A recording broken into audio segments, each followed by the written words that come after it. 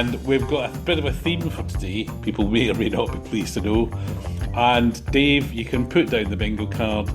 It's not rallying, and there's going to be no mention of certain Welsh rally drivers' fathers. In my little head, I've got two cars, so I can, run them around the track with somebody socially. Never happens. It's the optimism that kills us, as they say. It really is. Car driven by villainess Fatima Blush, who quite. You... He's gone, everyone. He's gone.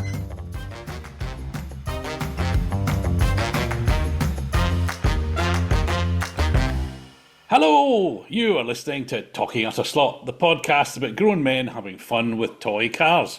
I'm Scott. And I'm Nick again.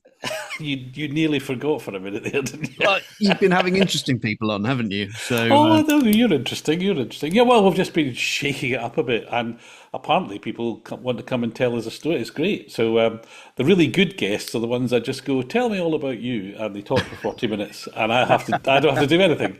So can you begin to see why I like doing this? No, it's good fun. It's good fun. Anyway, it's back to you and me, and we've got a bit of a theme for today. People may or may not be pleased to know. And Dave, you can put down the bingo card. It's not rallying, and there's going to be no mention of certain Welsh rally drivers' fathers. None of that stuff. It's going to be TV and movie themed cars. Obviously inspired partly by the fact that the professional set is now out, sort of imminently arriving. But TV and movie, lots of them. And you helped, well, am I right in saying you helped do, did you help do the professional set, or was it the Capri was the car that triggered you into offering help? Was it? Simon sent me over a few bits to look at, and I missed the email for about a month. And then he was like, hold on, you're the biggest professionals fan in the world. Why haven't you come back to me at all with anything, good or bad? And I was like, sorry, what? And so I had to go back and check the email. And lo and behold, there they were. And a very nice job they've done too. Obviously, I'm not the world's biggest fan of the Capri mold that Scale Electric did, but they did a good job in terms of the colours and everything else. And I'm warming to it. I think my thing is how low it is because of where the magnet is. And they've had to pull the chassis down a little bit like the Mr. Slot car Corvette C1. So the sills are a little bit lower than you'd anticipate. I think that's the really big thing. Okay. But I can fix that with a cheat line. Just paint a bit of matte black, and then suddenly it disappears. I see the magic. A trompe d'oeil, I think, or maybe not even that sophisticated. Just a cheat line. So people may know, but they may not. You already mentioned you are a bit of a professionals fan, which is putting it mildly, isn't it? Because you go and visit locations and take pictures of the same. This was a lockdown thing. I found the production schedule.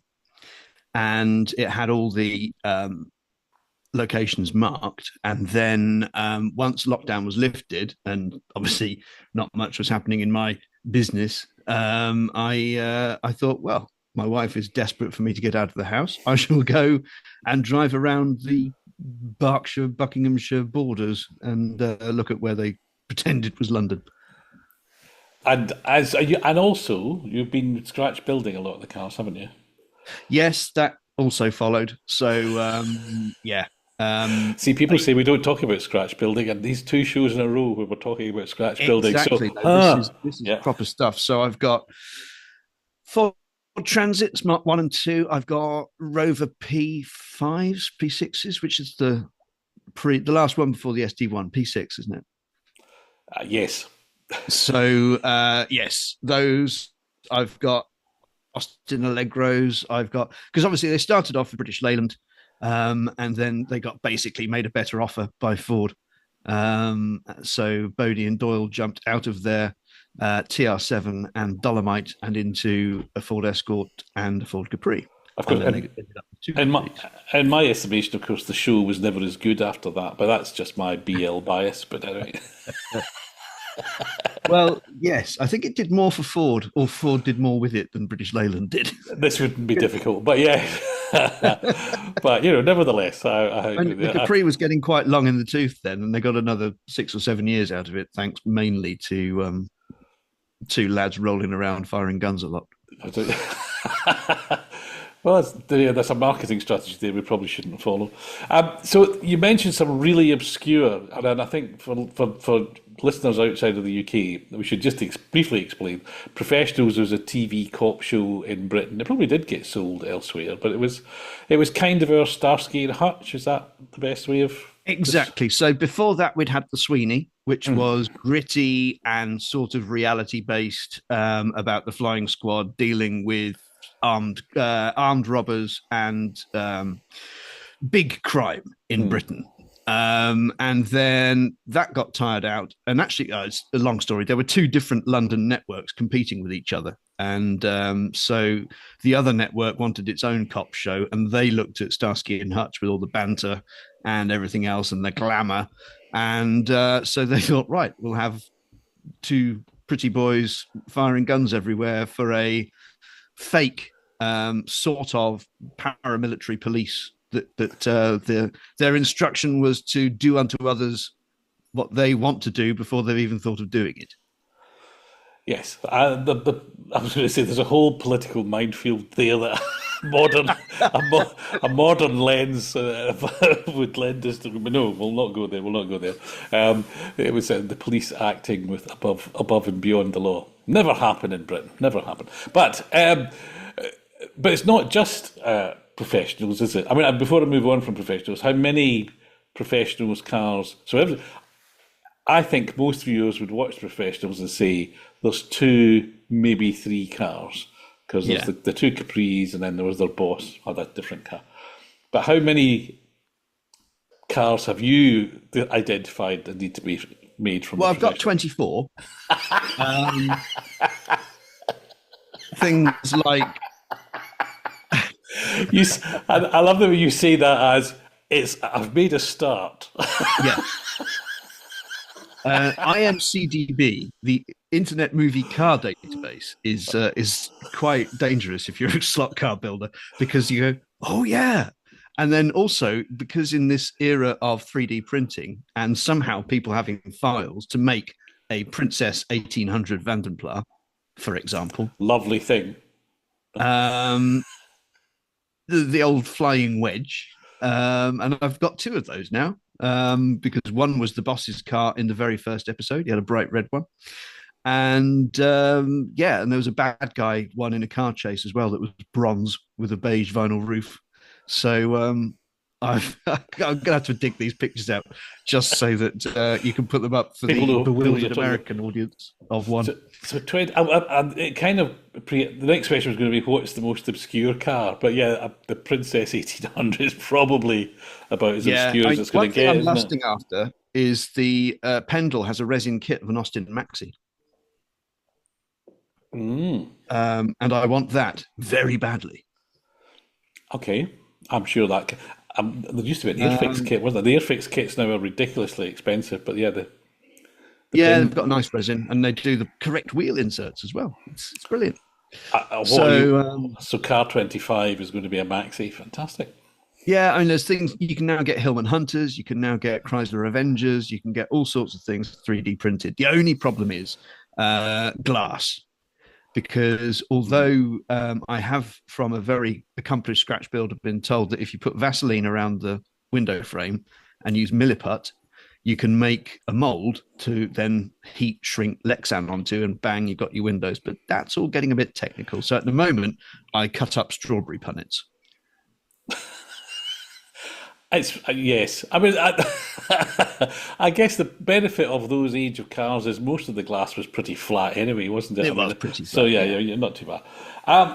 This is brilliant. We need a group shot, and actually, we need a group shot. I think. I know not now, but once you've got them all sorted. And then there are other series that I'm doing. So I've been doing Miami Vice.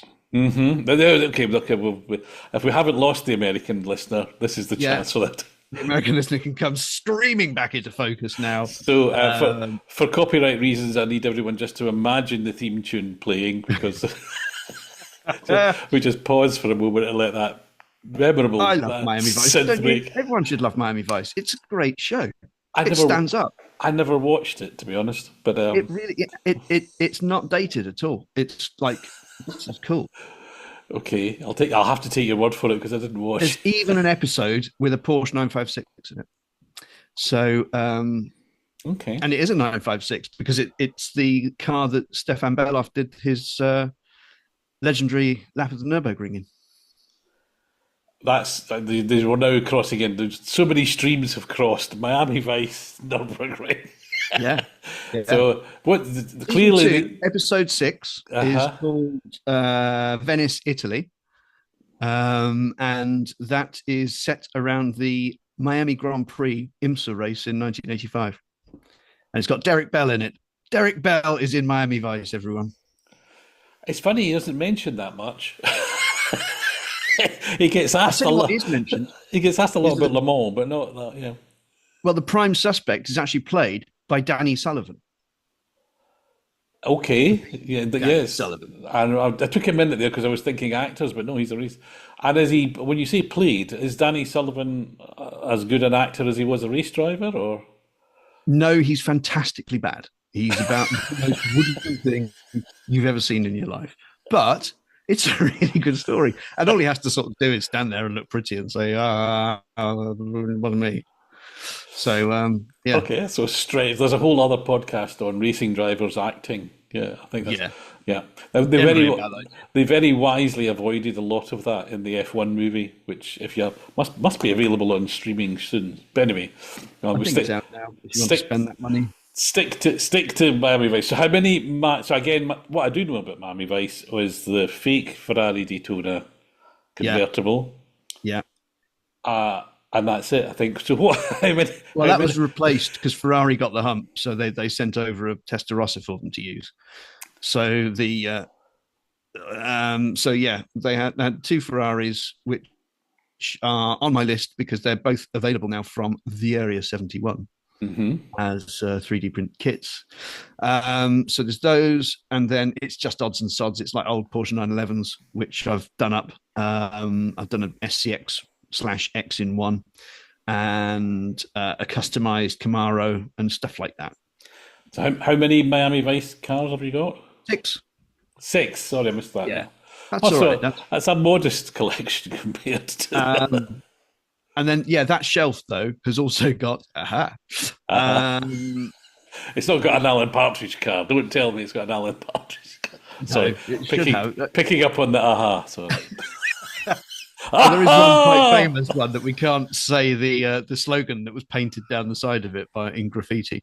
Look that one up. I can't remember that to be honest. I don't. Yes, okay. I'll have to go and check. I was involved. I was working at Lexus at the time, and we supplied the car.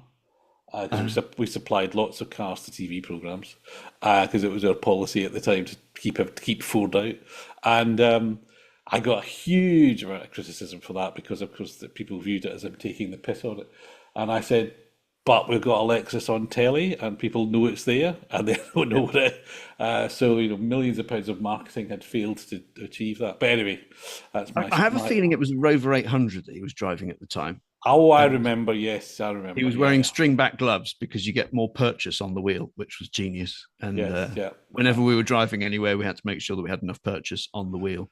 Well, you mentioned again. I was at a car club do a week past on Sunday, and the venue we turned up in there was a sort of big car park, and in the corner was a Rover 800, which clearly hadn't moved for quite some time, judging by the amount of detritus that had gathered upon it.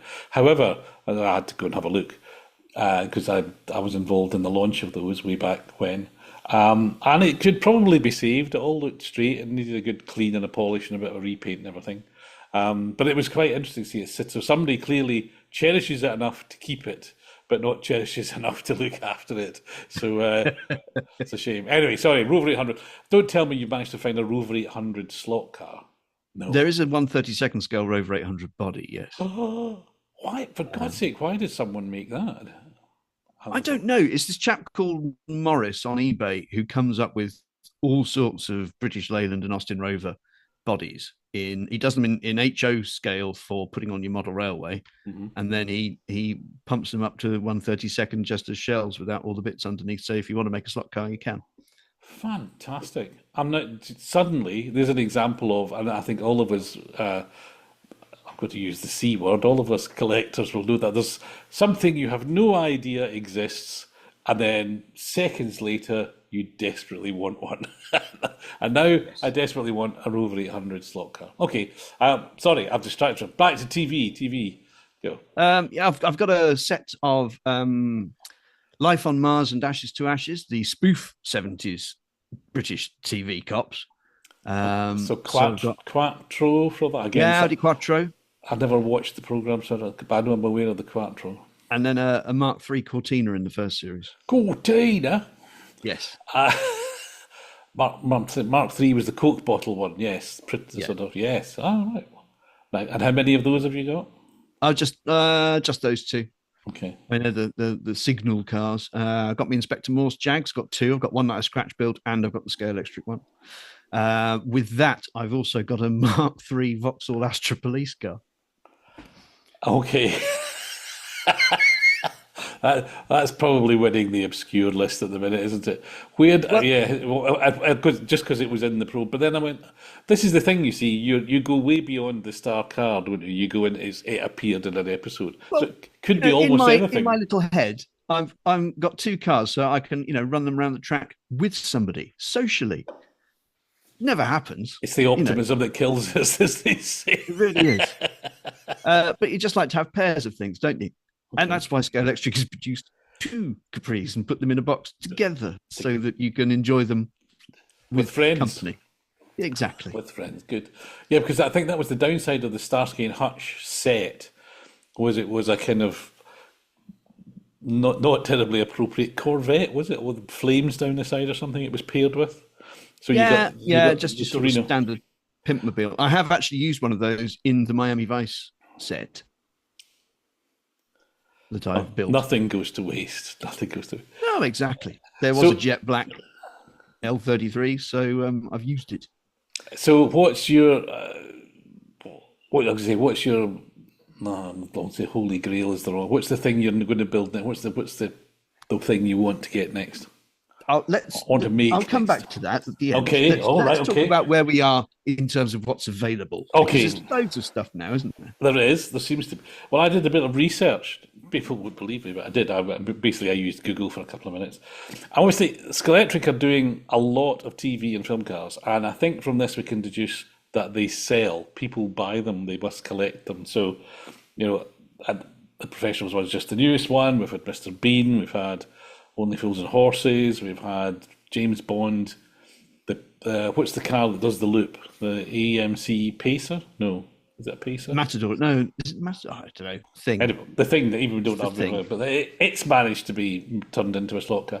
And I mean, when looking back, they did really weird things like Ninja Turtles on skateboards. Are possibly That was in the weirder. horse racing era, wasn't it? It, yeah. Well, yes, it was, wasn't it? But obviously, Ninja Turtles Slightly was. before the Olympic Velodrome and the Oh, Star Wars set. I did Star actually Wars. have the Star Wars set. Well, is it true that they couldn't pass each other because they were too wide? Or is that an Oh my urban God, I don't myth? think we ever got that far. This was a micro scale electric set, which Ah, had a maybe TIE fine. fighter and something else. Despite being a huge Star Wars fan, I didn't buy that, funnily enough. Did you issue it? Well, no, there was a dark period in my life. I bet you go for a job and people have got a big gap in their CV, and you think, I wonder what happened Yeah. there. Did they go to prison? Whatever. Well, there's a big gap in my slot car sort of collecting, where for about 10 years I didn't buy any, so they fell kind of in the middle of that, and I haven't felt sufficiently motivated to go and get a speeder bike or an Ewok on a skateboard, if such a thing exists. I don't know. So what was it? Was a speeder bike and an X fighter, I think. Was it, and a TIE fighter?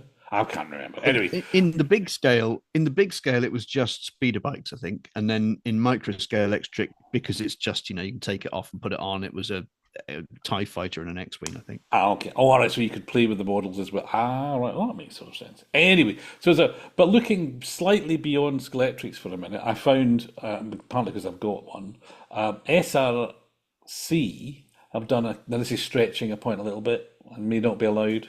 Um, in fact, a race rally because it did the Tour de France sort of road racing rally combination event, which is sponsored by a program called Le Grand Bazaar, which I'd never heard of, but it had like sort of cartoon characters painted on the side, and I thought it looked really cool.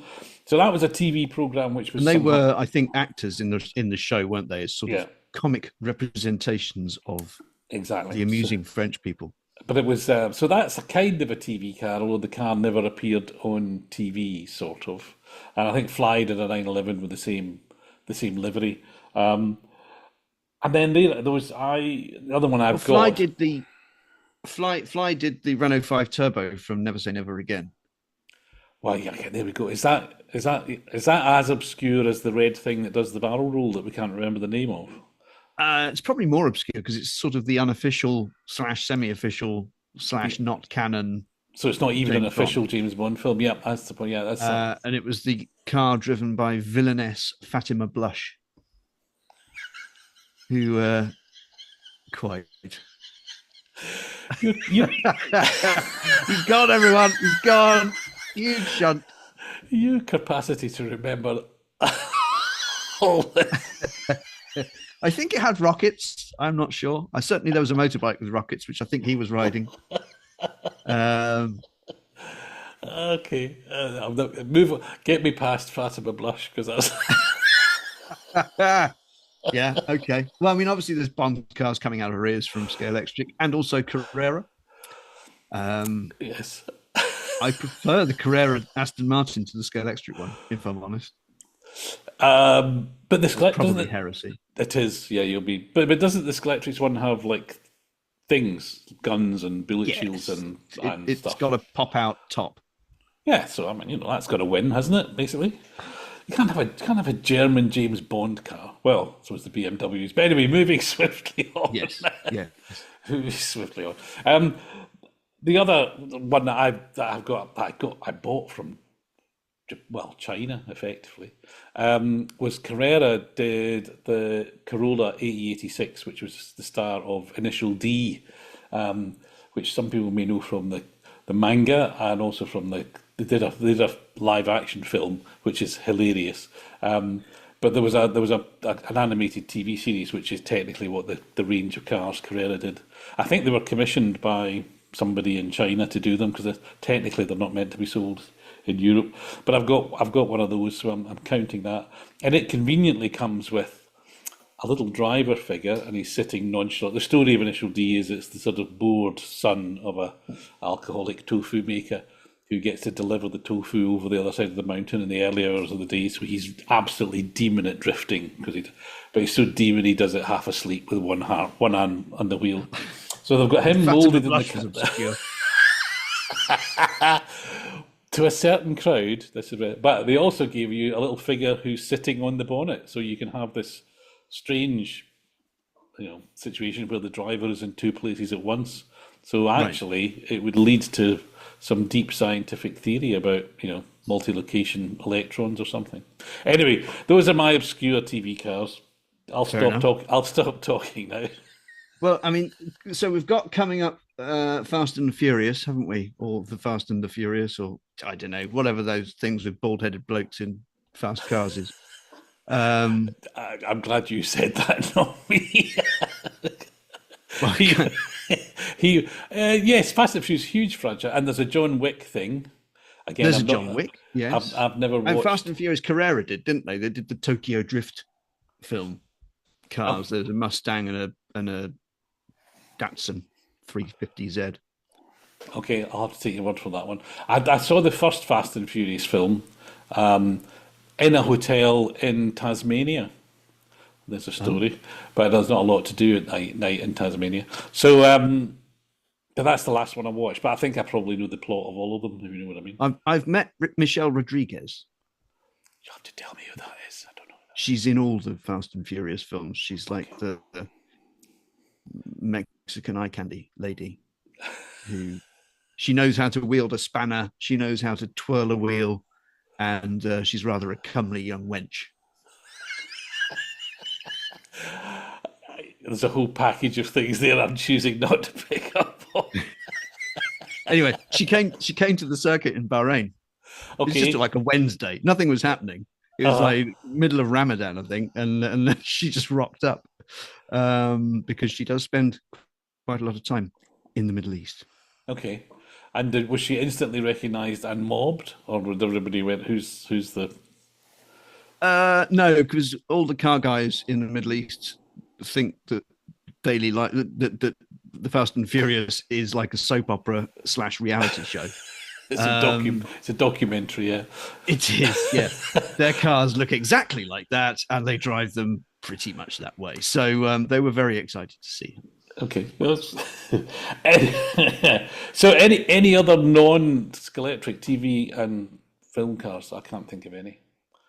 Just the Carrera ones, yeah. There've been a few Carrera ones over the years, I think. Okay. Ninko had the DTM Astra V8 with Nicolas Cage on the bonnet, advertising some film. Gone in 60 seconds, I think it was. I just suddenly have this picture of Nicolas Cage and Nicolas Cage figure splayed across the bonnet of an Astra. Okay. Doing something So slightly random. now here's a if we were defining what could and couldn't be included, how do you so the number 20 Gulf Porsche 917 Yeah. clearly was a real racing car when it took part in Yes. a real race, but it would be largely lost to history were it not for a certain film that everybody's obsessed about. Yeah. So I would contend that even though that's a real racing car, it's actually more of a movie car than not. Would you allow that one, or is that breaking the rule? I would allow that one because it's a good film. It's not the best motorsport film, but it's a very good motorsport film. Oh, you casually throw away these lines. It's not the best. Which which would you say is better then? Days of Thunder. Oh, I nearly swore there. Do you think perhaps your NASCAR bias is showing there? But everything that happened in Days of Thunder happened in real life. Well, that And doesn't make. all they did was mix in the bit of Tom Cruise, where Tom Cruise is a race car driver. In fact, he's a hell of a good race car driver. But then he has a crisis of confidence and has to be helped back to full capacity by a beautiful woman, which is what happened in Cocktail and happened in Top Gun and happened in Days of Thunder and happens in most Tom Cruise films, basically. I mean, yes, okay. So there's this, but it doesn't make Days of Thunder a good motor racing film. It might make it a It good Tom does. It's a Cruise film. brilliant motor racing film.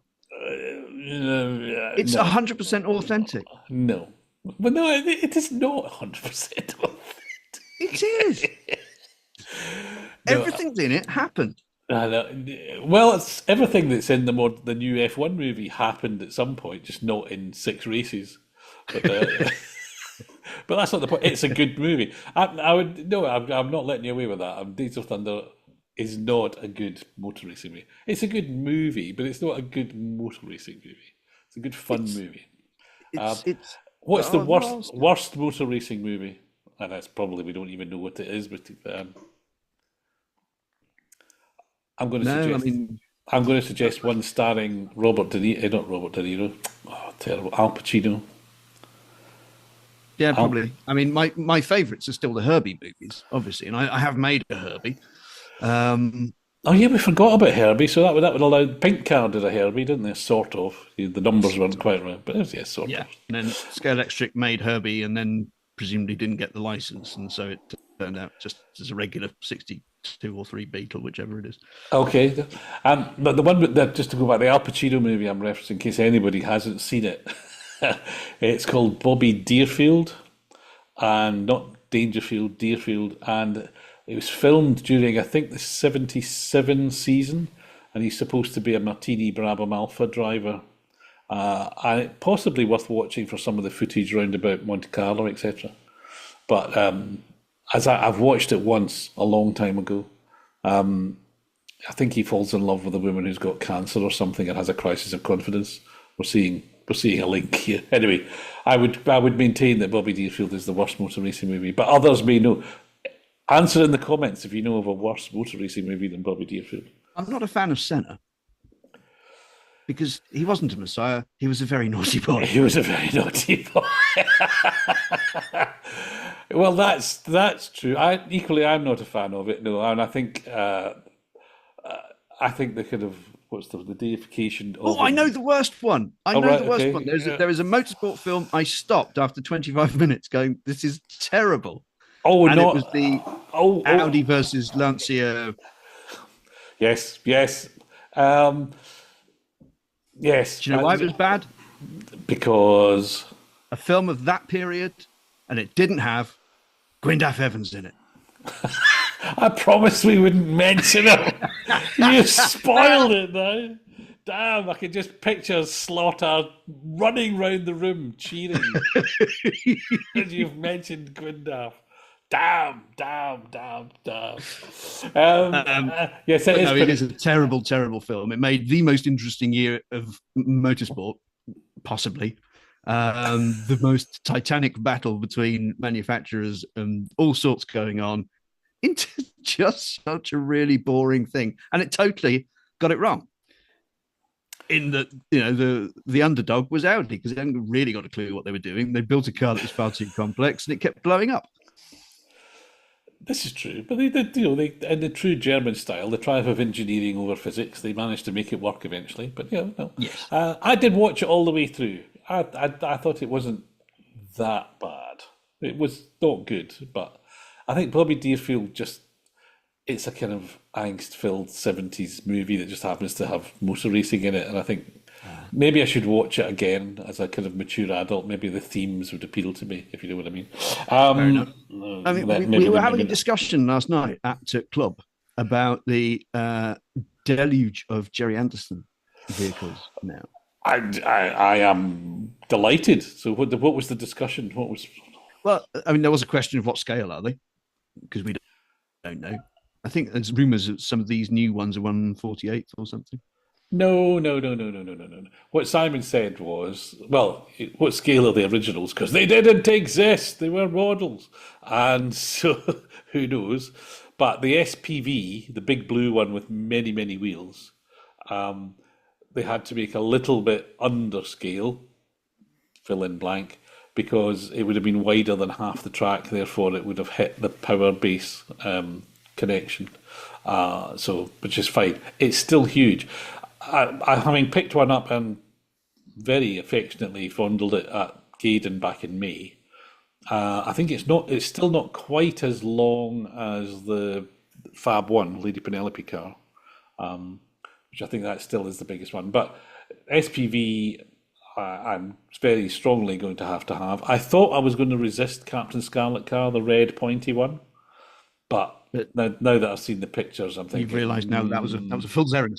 That was I pre-ordered it. So we're a little bit too far away from Christmas, but anybody who dares ask me what would I like for Christmas, I have my answer already prepared. I'd like a Captain Scarlet red car, please.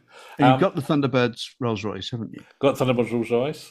Got the Batmobile from the 60s TV. Got the Batmobile from the Michael Keaton movies. Got the Batmobile from the other movies. Who made them? Got the director I love, Nolan. Chris Nolan ones. I've resisted the new one. I mean, I like the film, but I don't feel a connection to that car. You could hardly see it through the rain and the dark. Anyway. It's a very impressive model. I think even if you hadn't seen the film, it's big, and the engine detail and stuff is fantastic. The photographs from sort of front 3/4, which I know they have to do because it's the style, don't do it favours. You really want to be looking at it from above and behind. It's a honky beast. But yeah, it didn't really do anything for me, that one. So no, Batman cars are quite cool. Captain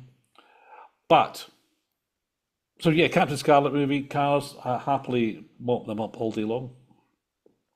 You can't. Joe 90 is going to be a stretch, isn't it? You need a drop arm for that. That's my. You've praise. I would love a Joe 90 car. Again, for those who don't know, technically Joe 90's dad's car. It was a car. It could fly because it had wings that came out and the wheels It was retracted. nuclear powered, wasn't it? And it had no, it had a huge big turbine thing in it, and it could float as it was a boat as well. So, bit of a challenge. I'm sure the Scalextric's designers are up to just don't do a big black blob underneath. It needs to sit up with a as you say, with a drop arm. But it would be an interesting challenge, which leads us neatly in the last minutes of the show to say which TV or film cars would we really like to see, but we don't think would ever be made. And before you answer that, I want to offer some free product planning advice to Carrera and Scalextrics, which is if you look in the diecast world, in both 1/24th and 1/43rd scale, there is a huge and profitable market in Tintin vehicles, i.e. vehicles from the Tintin comics. No one has yet bought the license to do slot cars. And I think that's a massive gap in the market. I thank you. I look forward to my free samples when you do it. Anyway, back to cars would like to see, but you don't think they'll get made. Well, if we're going down that route, I'd like to see an Asterix Scalextric set.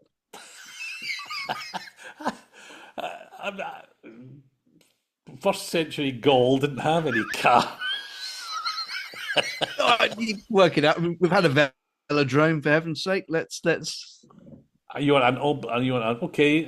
So chariot, basically So the sulkies, re-engineer the sulkies as chariots. That's what you'd like. Roman chariot slot cars. Ben Hur, away we go. Yeah. That and death and destruction. That'd be good. Okay. Sticking back to TV cars, which actually have been on TV. I'm gonna. Well, I've previously said to. I think likely, maybe. Jim Rockford's Camaro. We must be pretty close to that with this electric model.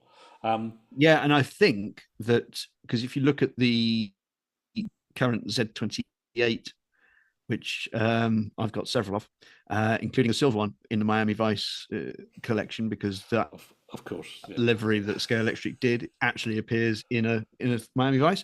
But the nose cone is removable, and you can stick the correct nose cone in there, and lo and behold, you can do a Jim Rockford car. I wonder if Rockford is still a big enough draw. But anyway, certainly just about us old beardy weirdies remember it. Similar age, but maybe even slightly older. Kojak's brown saloon dull thing, but that was a big corgi model at the time, wasn't it? So yeah, what was it? Regal. A Buick Regal. I don't even know what it was. Still got mine in the attic. Can't see it being made though. Can you? No, I tell you who should have done it was Chase Cars. Remember them? Yes, yeah, that would be good. That was a thing that should have happened if only a manufacturer had picked up on that. I mean, you went to all that time and extravagance to make a wonderful 3D chassis that did what TV cars used to do. And the body leant that way, and it could steer, and it was great. And everyone went thanks, and he couldn't make enough money doing it on his own. So. No, but some fall on stony ground. As we come into the last minute, though, what's your nomination for car that you'd like, but it's never going to be made? I would say it's an 80s British TV police show. It's going to be Dempsey and Makepeace. It's going to be the Ford Escort XR3 convertible. Right, okay. Driven by Makepeace. I'm surprised. Could you not make one of those from the old Scalextric car? Yeah, but why should I bother? It was a great piece of TV. Scalextric, sitting on a gold mine there with that mould. Okay. I'll give you the one from mine then, which we're really going up against the time. Colombo's Peugeot convertible. Nice. I think hugely famous. Lots of people know Colombo. Nobody's ever going to make that. Nobody's ever going to make that. That's fine. Right. Anyway, we're nearly out of time. Miniatures. A Le Mans Miniatures Colombo Peugeot. Yes, you heard it here now. Anyway, we better say goodbye before we run out of time. Thanks for doing that. Thanks for listening, everybody. See you soon. Bye. Thanks a lot. Bye-bye.